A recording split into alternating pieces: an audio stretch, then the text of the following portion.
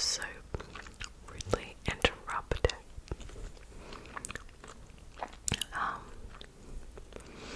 So I finished my final assignment, which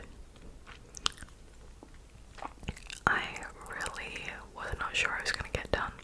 To be fair, I thought that with all of the assignments this semester, but this last one, I really thought it was going to be the nail in the coffin.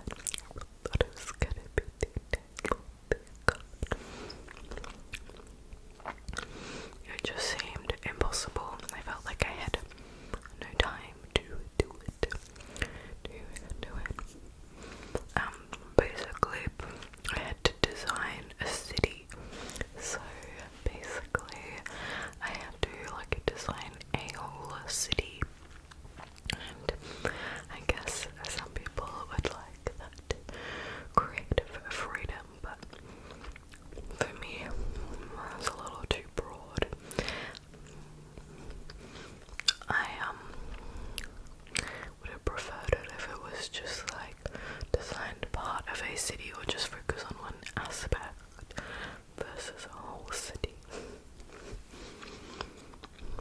But the main thing is we got it done, and I am one step closer to getting my certification so that I can pop it on my resume. Sometimes things don't have to be the journey doesn't always have to be perfect or enjoyable. Sometimes it is just the end result that you need.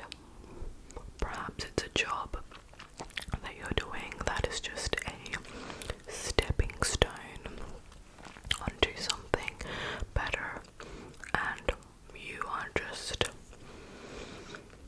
focusing on what's coming afterwards to get you through the present moment. I think sometimes I feel pressure that you have to be enjoying everything, otherwise you must be doing something wrong, and it's like, no, that's not always true. Sometimes it's just some rough patches, some bad jobs, bad friendships, bad classes. It's just part of the process. And there's not always a bigger meaning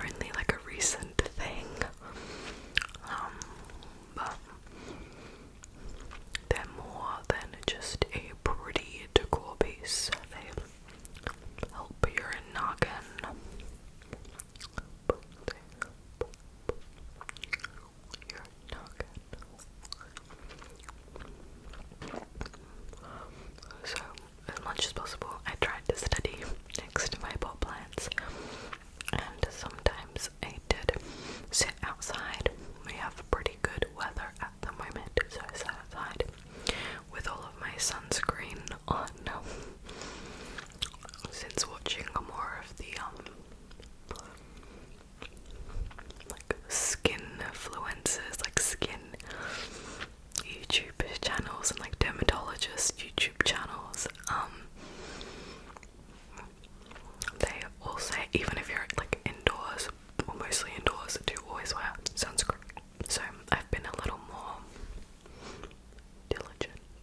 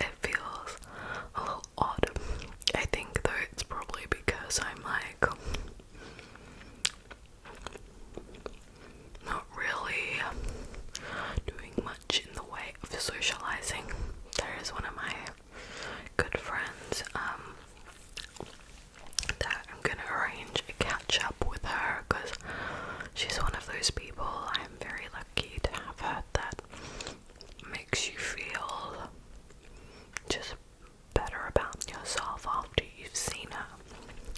But other than her, I feel like my other friendships are kind of fizzling out, which, you know, that's fine. I think perhaps they have run their course, but you know, it's nice to be invited to things, to have things to look forward to and do with people, and they don't have a lot of that, so I know I've got to find a way of like making new friends, but it's hard. It's a little bit hard. So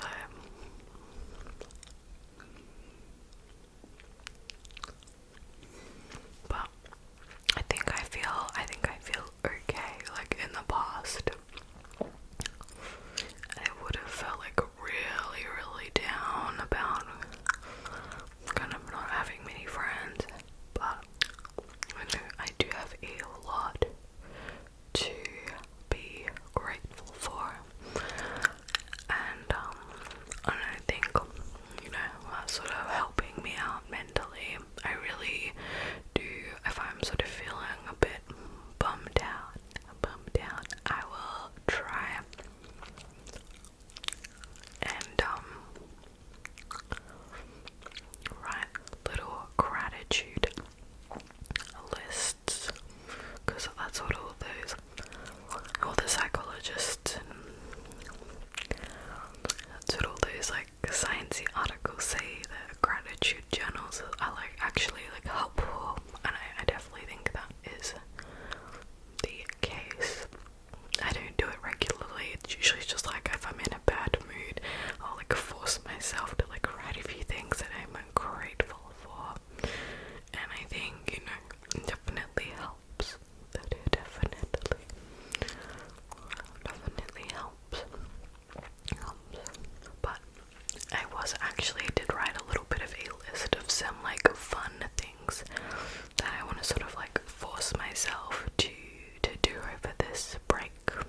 Like I've said to myself, every week I want to go and work from like a different, or just go out to a different cafe or the library or something, so I'm not stuck at home.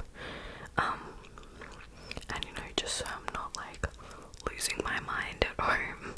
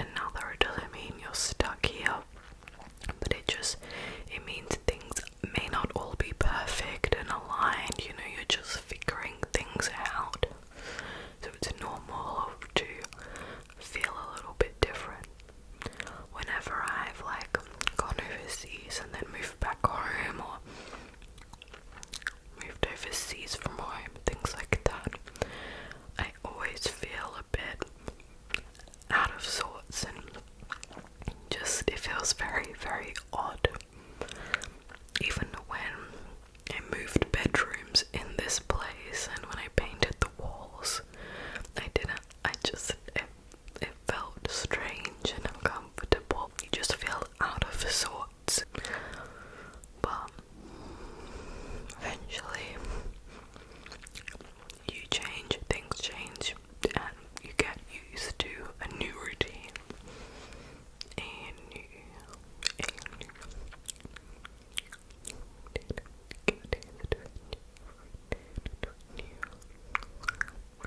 I'm starting to feel like really quite sleepy.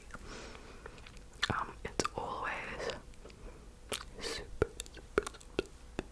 lovely to chat with you. Thank you for being here, listening to me, making me feel a little less lonely. I appreciate your time here. I'm so lucky